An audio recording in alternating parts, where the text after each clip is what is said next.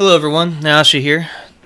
So yesterday, Wednesday, we just got the new update for the Rabam skills, Rambam skills, whatever you want to call them. So I wanted to take an opportunity to go over those, maybe give some people an idea of how to use them, and kind of give my feedback on them per se. Mind you, this is personal opinion, so some other players with different gear score might have a completely different opinion, and that's fine. So, not trying to make any sort of statement like this is it. So, make sure you keep that in mind when you're watching the video. So, first things first, let's go ahead and unlearn this. When you're wanting to utilize the Rabams, whatever you want to call them, you have to make sure that you actually have the prerequisite skills maxed to the required level. So in this case, Maehwa's Will 3, and you also got to make sure that you also have Blind Thrust 3 for one of them. And that would be this one right here for Ultimate Maehwa's Will. Now, Ultimate Maehwa's Will is pretty nice. What it does is it gives you a little bit of a HP heal, 450 HP, which is nice. We don't have a spot heal currently in our kit, so this is the first instance of that, and it's really nice to have that.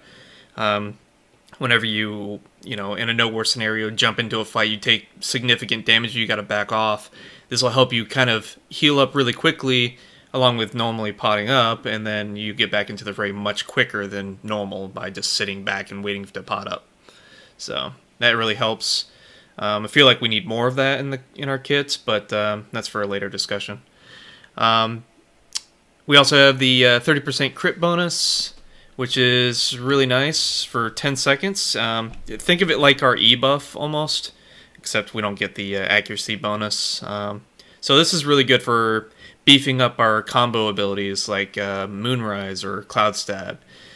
Frost Pillars, as well as Tip of the Iceberg. So it's really useful for beefing up our combo, our actual output, our damage output. Doesn't affect other abilities like Petal Drill and Petal Bloom because they already have 100% crit rate. So don't just waste this thinking that you're going to beef up your initiation damage. It also gives Magic DP plus 15 for 10 seconds, which is pretty useful, especially in Node Wars. When you are getting hit by all sorts of abilities, magic damage is flying everywhere. This will help you stay alive. So it's really useful in that regard. It also has a little bit of a vacuum, just like Oppression, so that's nice and helps out in PvE. And it's supposed to turn the mobs back to you as well, so you can get all back attack damage as well. So let's go ahead and demo that one, and then we'll go over Crimson Gust in a second. I do have the Armstrong Skill that I purchased from Pearl Shop for 500 pearls, so that's how I'm able to freely unlearn and learn if you're curious.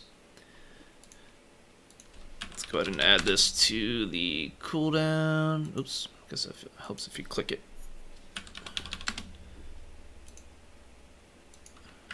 Just so you guys can see it represented here. So it's a 20-second cooldown. It's not that bad. And it's really useful ability. So how I see myself using this, and mind you, this is after a couple days of just having it.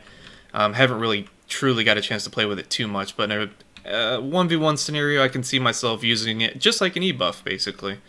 I typically do like drill, E-buff, if I feel like that's necessary, and then I Moonrise Cloud Step someone.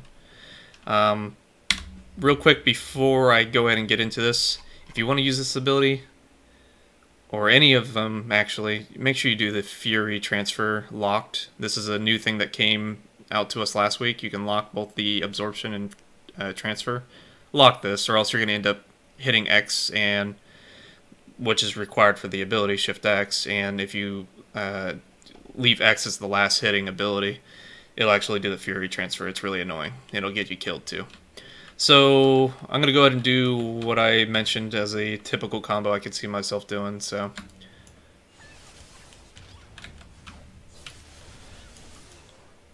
You had the golem in the way a little bit, but basically what you've seen is I drilled, I popped my E-buff, it swapped me to pre-awakening, because that's what the Rambams do, the Rabams.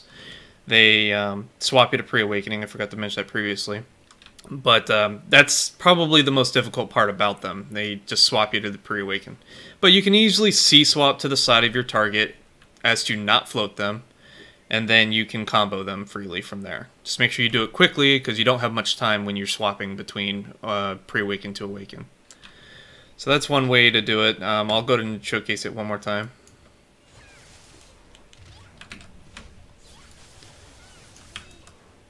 So that beefed up my Moonrise and my Cloud Stab damage potential significantly, because I'm able to crit more often, so it really helps.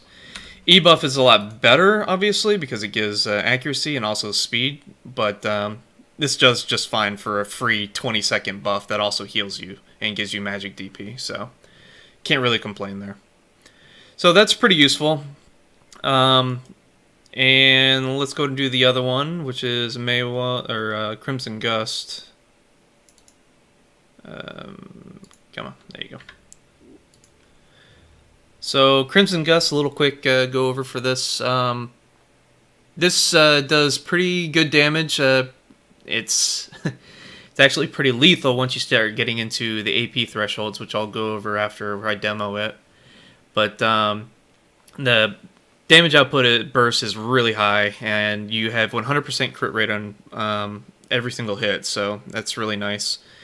HP recovery, same as the Maehwa's Will, which is 450, so it's a nice spot heal. You can use this freely whenever you want, just like the other one, so you don't actually need to be hitting a target to heal, so you can just randomly pop it whenever you feel like it, just to get your health up real quickly. You also get WP recovery in PvE, which is nice. It also helps out in PvP, but we pretty much use our WP pots anyway, so it's not a big deal. And then magic DP plus 15 again for 10 seconds, just like the Maehwa's Will. So that's also really useful. You know, you hit the ability and you're in no war scenario. Mind you, the skill is very risky in Node Wars, as it has no protections, but it would give you the magic DP to continue moving on into the war if you actually deleted your target. This causes a float on good hits, and the float's pretty consistent. I'd say it's like Moonrise in terms of consistency for floats. And then it also has air attacks, which is why it does so much burst damage. All those hits get the 2.5 times modifier, and then they're all are 100% crit rate, so it's ridiculous. So just to give you an idea, I'm going to do a couple quick demos of how you can use this. As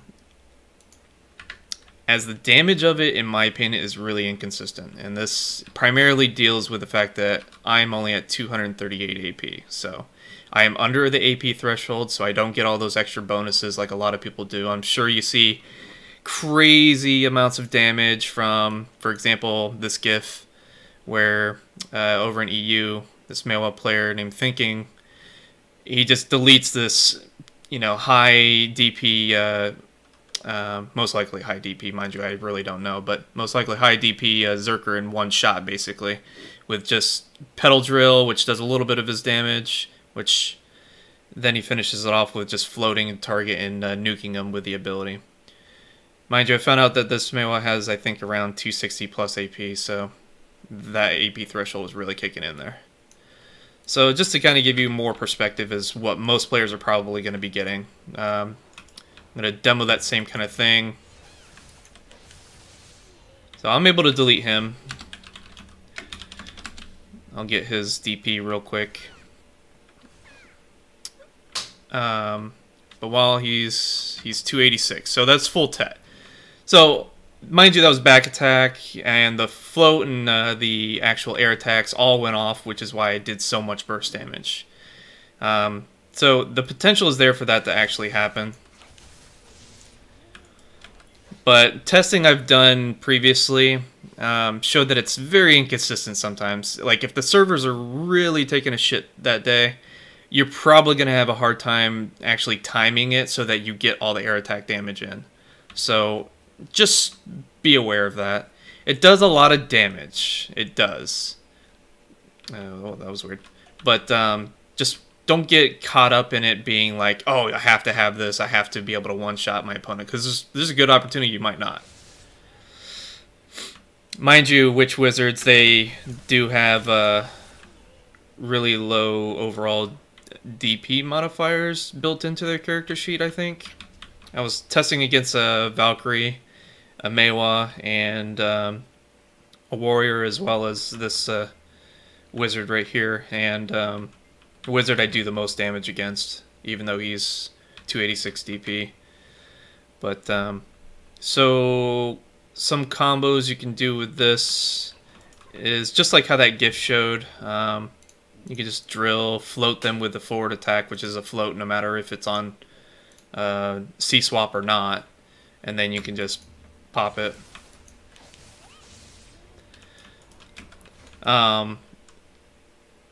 Other ways you can utilize this ability is you can pop it right after a Moonrise, or you can actually cancel Cloud Stab with it too.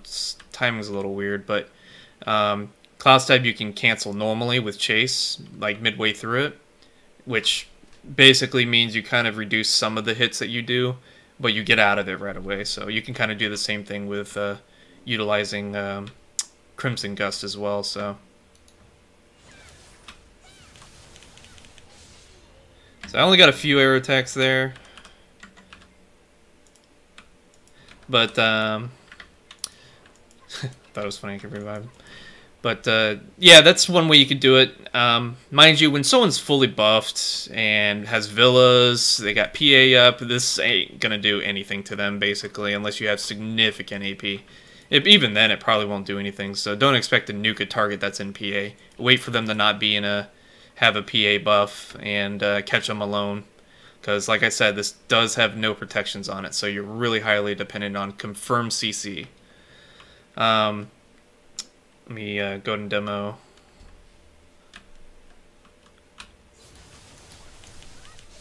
So I kind of canceled Cloud Stab really quickly there. Mind you, Moonrise and Cloud Stab pretty much destroys him as it is, so you can't really see the true potential here. Let me just do a normal float, no drill, and then pop it. I should pretty much kill him.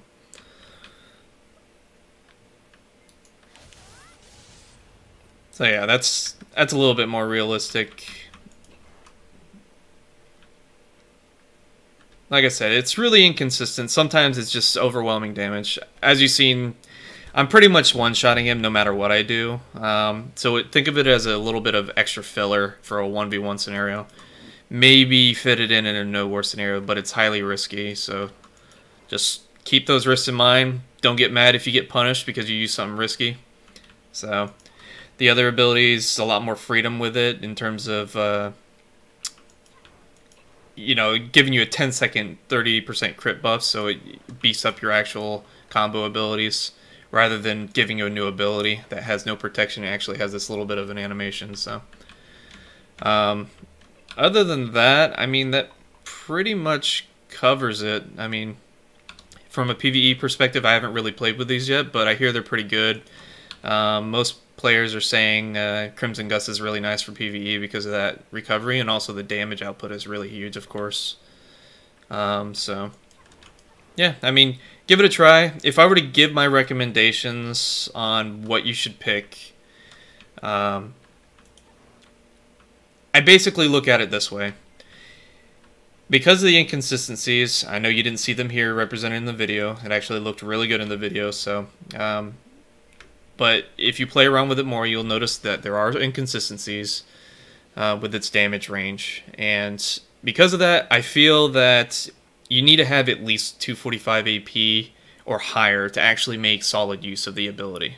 Because when you're actually in a fight with someone, they have buffs going up constantly from utilizing abilities, like DP buffs. Like I just use any sort of you know, ability here, and I start getting these extra buffs that help prevent, you know, getting bursted. So you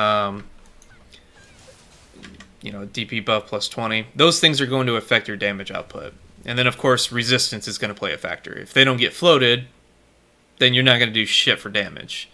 Of course he's not going to resist anything because, you know, luck of the video basically. But So keep that in mind. I mean, you're going to have to make a judgment call. I personally feel that 245 AP or higher, you can really make good use of this ability, Crimson Gust. If you're below that threshold, I would probably consider sticking to Maehwa's Will, because it gives you a lot more to work with for your combos, which is going to be a lot more consistent and more protected than utilizing Crimson Gust. So you make your own judgment call, you play around with it. Like I said, I went into the Pearl shop and purchased what was it?